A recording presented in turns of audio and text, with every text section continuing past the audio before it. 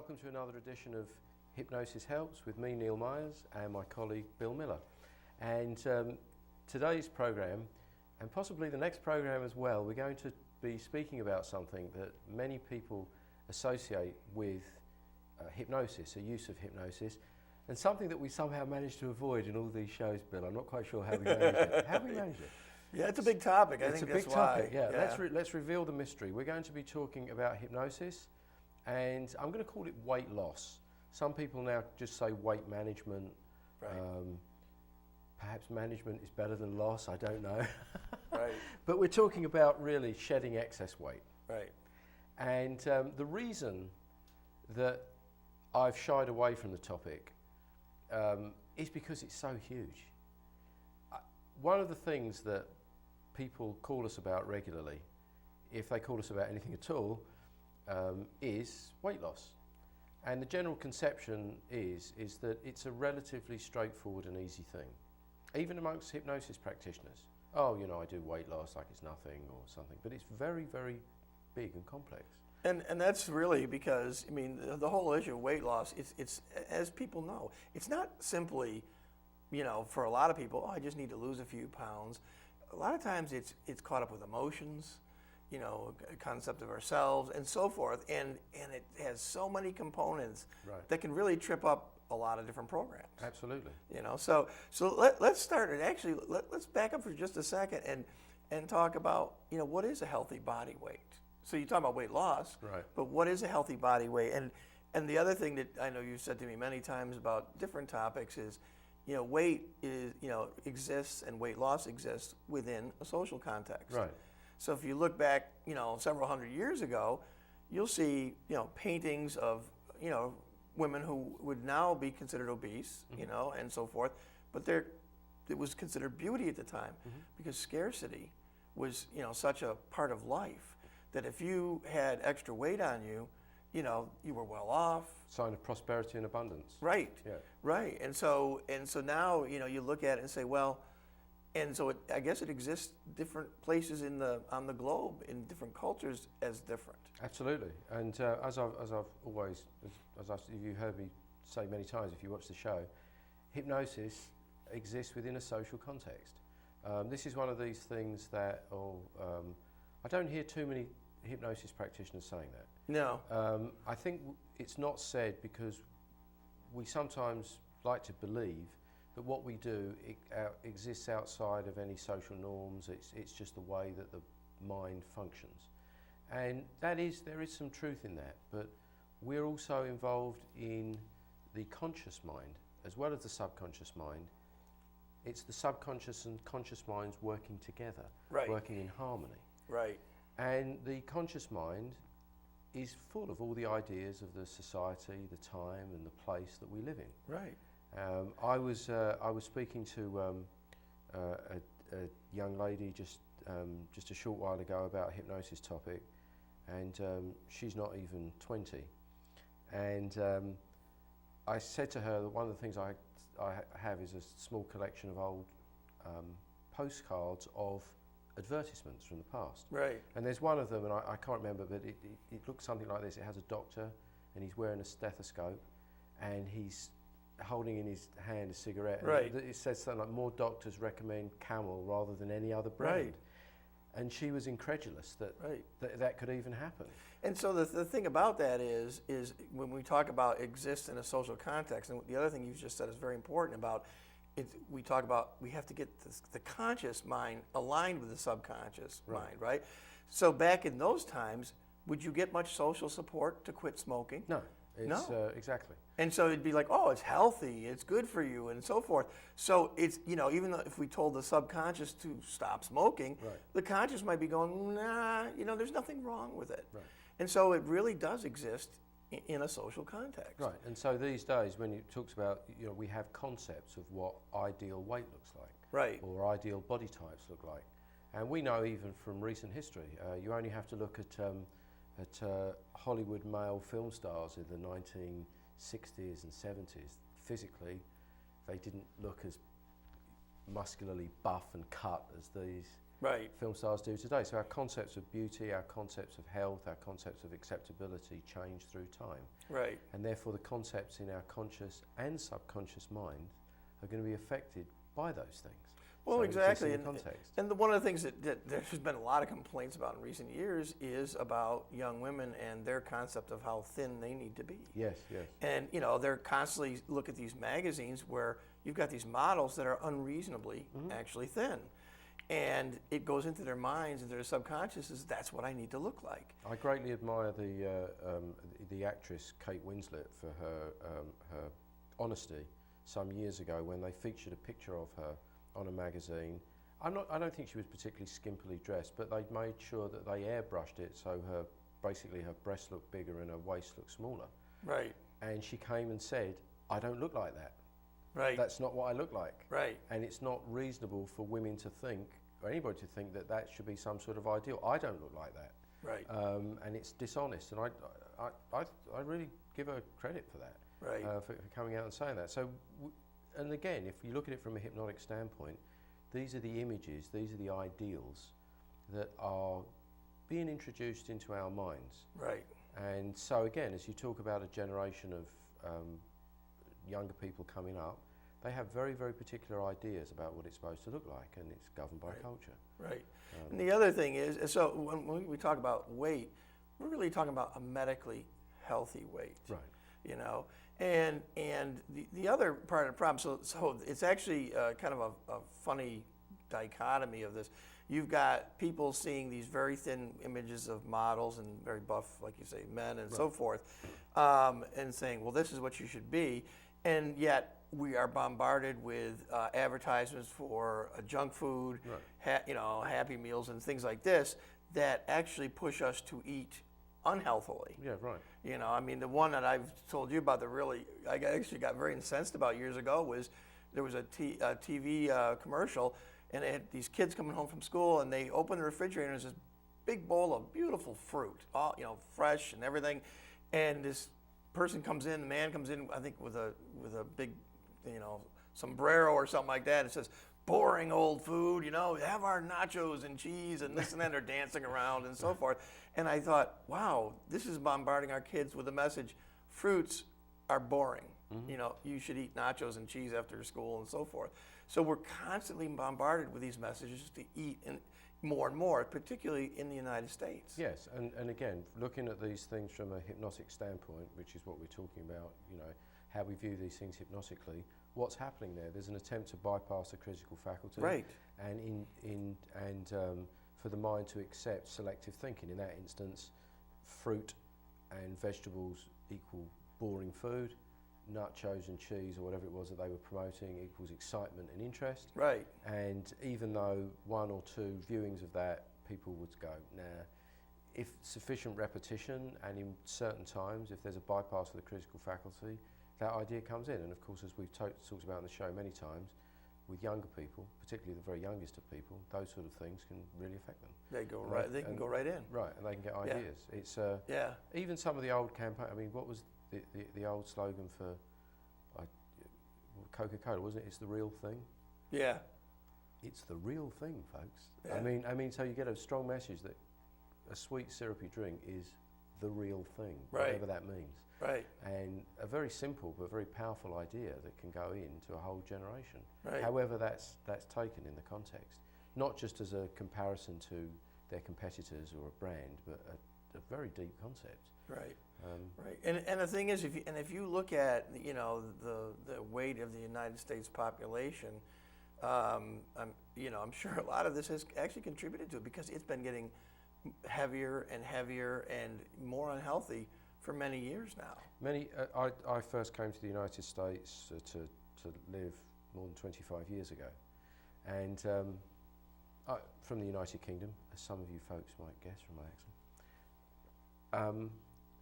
And I must confess that one of the things that struck me is I'd never seen so many, frankly, obese people in one place in my life. I mean, in the United Kingdom, you might catch one, two, and it would be exceptional. I'd never seen it. But I'd never seen a person until I came to the United States who weighed 400 pounds. I'd never seen it.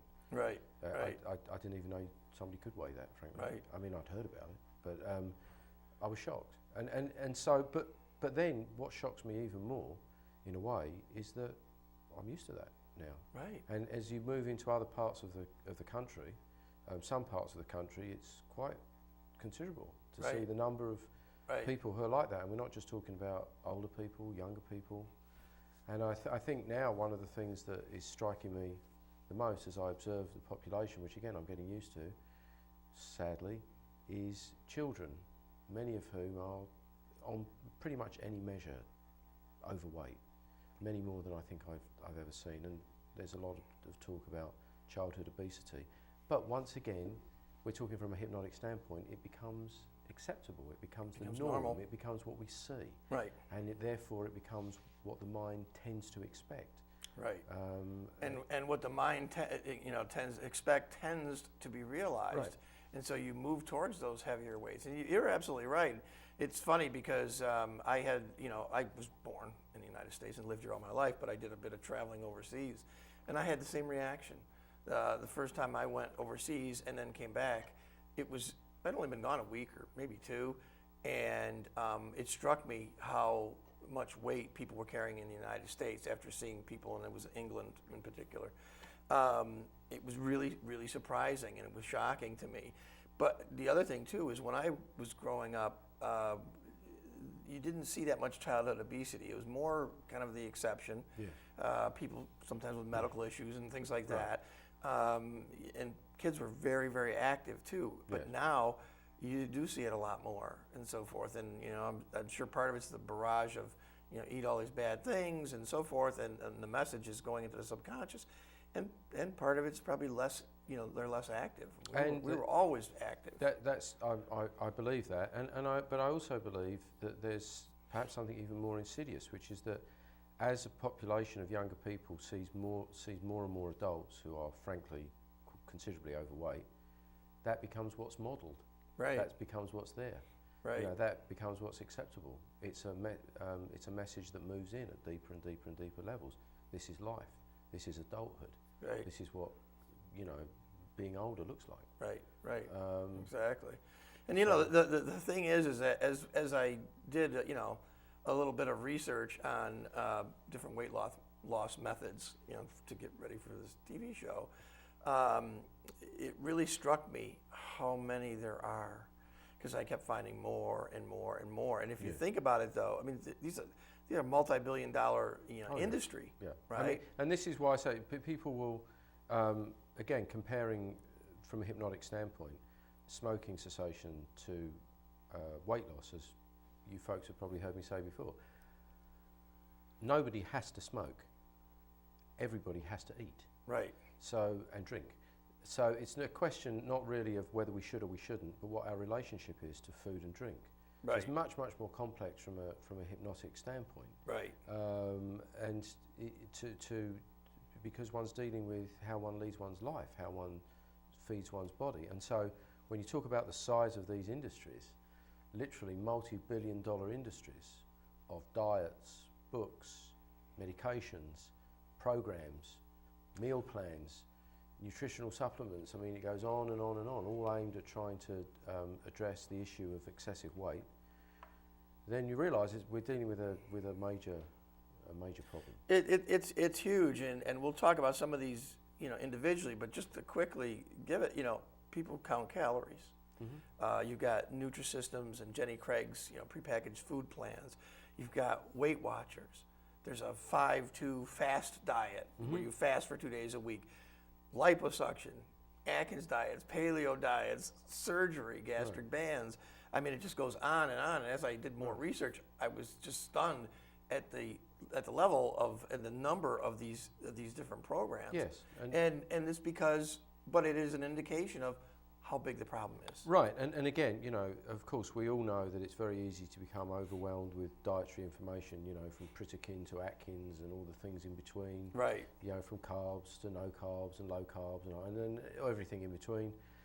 But really what Bill and I here are talking about is that why is this a multi-billion-dollar industry?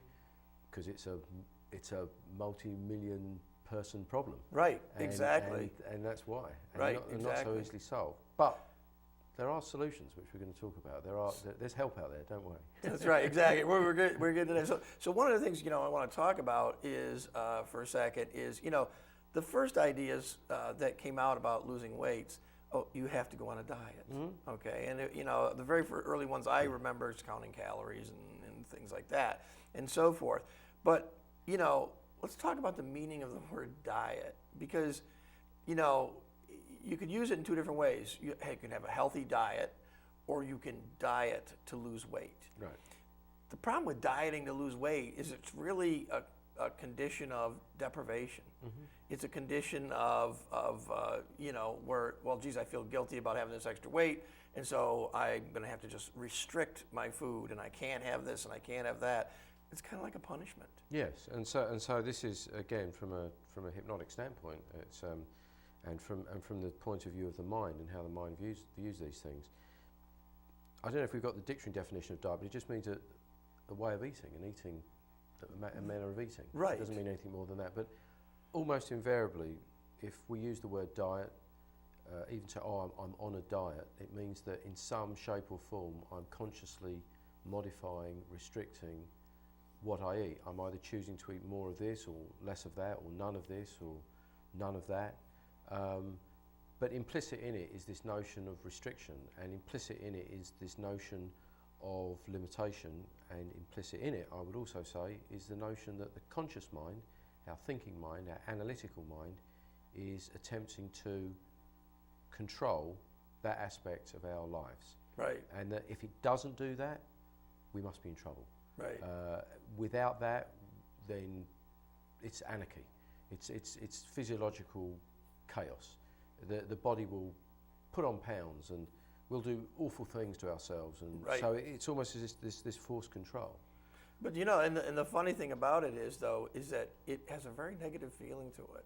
And I'll share that a few years ago I had a certain medical problem, and so I was put on a diet, and it was called a ferment-free diet, and so no carbohydrates, no sugars of any kind, this and that. I mean, it was really restrictive.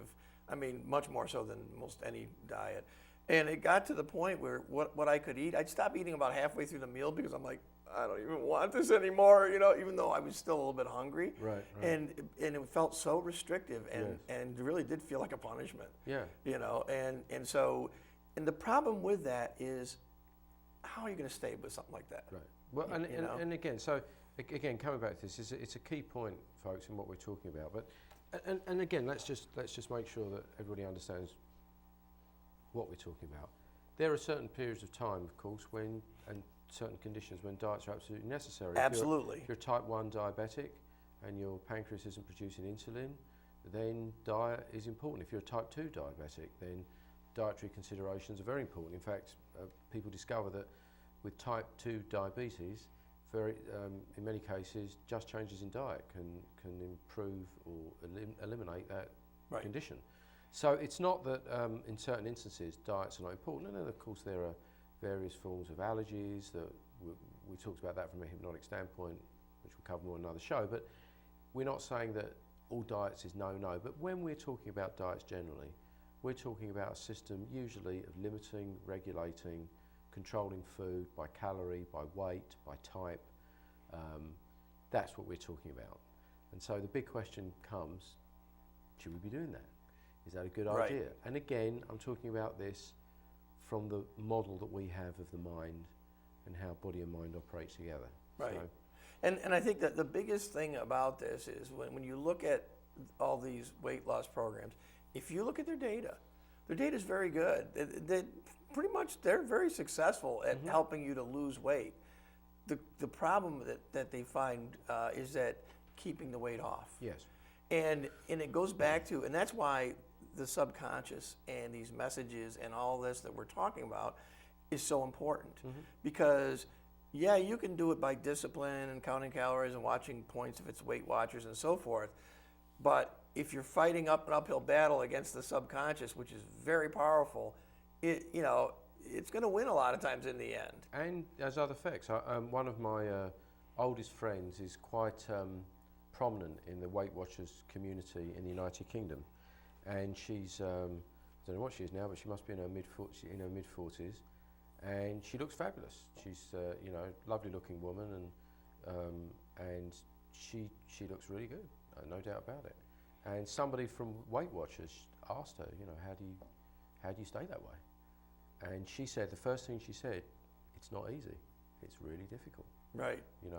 And she said to me, very honestly, it's very, very hard to maintain this.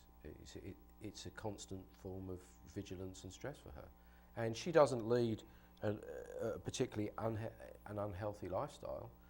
She leads a healthy lifestyle. Right. But even for her, using that methodology, and that's not just a knock on Weight Watchers, or it's not just at all. We're talking about the difficulties of relying almost exclusively on the conscious mind. And as an example of that, perhaps to an extreme, a client who I hope to get on the show one time, because she's very interesting and it's fun to hear, but she would literally, at the beginning of the week, plan out every meal and every part of that meal for the whole week. So that if you asked her, what are you going to be eating on Thursday at lunchtime or on Wednesday, at dinner time, she would be able to tell you exactly what that was. Right. And that was the only way she felt that she could maintain and control her weight. Right. The only thing is, it drove her almost insane. The pressure of that every week, week after week, was literally driving her crazy. Right. And now she doesn't do anything like that at all. We'll tell you what she does, later on, and others like her. But she's just as trim, healthy, beautiful as she ever was, without any of those difficulties whatsoever. Right. And if you ask somebody, and I've got an extra 20 pounds that I need to get rid of myself. if you ask somebody who is lost weight, trying to keep it off, and this and that, you talked about your friend there, and it's constant vigilance and things like this. Yeah. What are the other words you hear them use? It's a constant battle. Mm-hmm. It's a constant struggle, and you hear these words that have a lot of emotion behind them. Yes. Right? And so it is not easy. Right. And so that's one of the messages to the people in the audience is, is like, yeah, we understand the struggle and the difficulties of these things. But there is a way to get, And as we past talk it. about those concepts of battle and struggle, then again, from the standpoint of the mind model, what is struggling with what? Who is struggling with whom? And I would say that you can characterize it sometimes as different parts of ourselves struggling with opposing ideas. But I would say it's the conscious and the subconscious mind at war with each other. Exactly. Where one is struggling for dominance and the other is fighting back equally hard. Right. And in that struggle for dominance, we know that the subconscious mind always wins. And so from a hypnotic standpoint, it's not really surprising if the subconscious mind, for whatever the reason might be, is sending out messages that you need to eat this and eat that, and don't eat this and don't eat that, or you need to, and regulates the body and mind in such a way, then there can appear to be temporary dominance of the conscious mind, but in the end, that subconscious that program is gonna come out. Right. That those powerful set of ideas, and if they include excess weight, for whatever reason, that's what will occur. Right. Maybe not this month, maybe not next month. But That's the real problem, is because when we to go back, in case someone has not seen our previous shows, is the model we use is that you've got the conscious mind and you have the subconscious mind, Right. and in between them there's a thing called a critical faculty and so forth, and we can talk about hypnosis and what it does, but basically my point is the subconscious mind is like a supercomputer. Mm-hmm. And the conscious mind is like this. You might as well be a piece of paper and a pencil doing Mm-hmm. math, right? Right.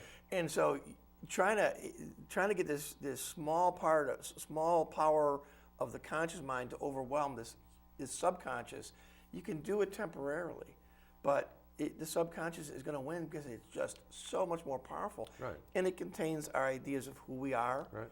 the world around us. It's the seat of our emotions, Right. and all these things. and your self-identity. Right. And it can have feelings of, it's where your feelings of safety, satiety is, and all that. And so if that's giving a different message, if it wants you to go a different direction, like keep eating, in the end, it's going to win. Absolutely. And of course, apart from being the container of all the things that you mentioned, it also regulates the autonomic functions of the body. Right. It regulates our digestion. It regulates our absorption. It regulates everything about our bodies. And it's going to regulate how we respond to, react to food, even to the degree as to slowing down metabolic rates. So that's, I want to add one last thing to my statement is, I said it's going to win. I'd like to add an adjunct to that, unless you use hypnosis and help you to turn that tide, because that's the one way that you can work with it, and we'll talk about how we specifically do that. Yeah, and without getting into the specific details, which we're going to face over the course of time as we continue on, but again, let's be clear. It's not that the subconscious mind, as we're saying it, is flawed or wrong or bad or our enemy. It's actually the very opposite. We're going to be using the nature of the subconscious mind to help us, because that's what it's always trying to do, help us and protect us. It wants us to be healthy. It wants us to be protected, unless, ironically, it's seen that health and being slim is somehow dangerous. So that's a good point. Just to give a kind of little taste of that, is I knew a young woman who actually had been overweight all her life, and she lost a lot of weight through Weight Watchers. And she gained it back eventually, but she actually said, I never felt as vulnerable and basically unsafe as when I was at my thinnest. Right. And so the key there is her weight was a form of protection. Right. And so the subconscious wasn't trying to do something bad for her. Right. It was trying to protect her by adding that weight. Right. And so the problem is, if the subconscious has a association, heaviness, extra weight means safety, and thinness means you're vulnerable to something, then it's going to push you hard towards the weight, because its job is to keep you safe. Absolutely. And on that line, I have a specific example that I'd like to share of a particular client who came, and very often we talk folks about things that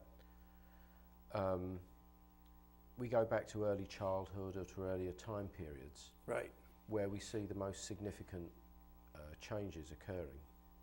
And in this instance, the thing that occurred, the most damaging thing, was not something that occurred in early childhood. It was something that occurred much later, at least in relation to weight, and it simply was this, is that she went to college, and in her second year of college she was determined that she was going to become healthy, and she was going to, as part of that, she felt she needed to lose weight. Right. And she did, and she said she became as healthy and trim, and in her description as attractive as she'd ever felt in her life. She was very, very happy with how she worked. She exercised, she used diets, and this had nothing, there was no hypnosis involved here. She used regular means. And then when she was at the peak of that, an awful event happened to her, and she got raped. And what went into her mind, although she knew that this was not rationally the case, was that if she'd be less attractive, then she wouldn't be, there's no chance of getting raped, and she got raped because she'd become attractive. Now, she knew that that was rationally not the case. Right. And she knew that there was no blame accrued to her. Right. But the subconscious mind doesn't work on logic. It works on association of feelings and emotions. Right. And so she said, even consciously, she was aware that she felt much, much, much, much safer when she was heavier. And shortly afterwards, she put on 40 pounds, and she told me she garnered less interest in all types from members of the opposite sex. Right. And she felt safer. She felt safer consciously, and her subconscious mind kept it that way. Right. So. And the thing is, I mean, that's kind of on the extreme end of the spectrum. Yes. That kind of an event. Yes. But it can be things. Safety can be things that even are something like when you were a child, you have some trauma.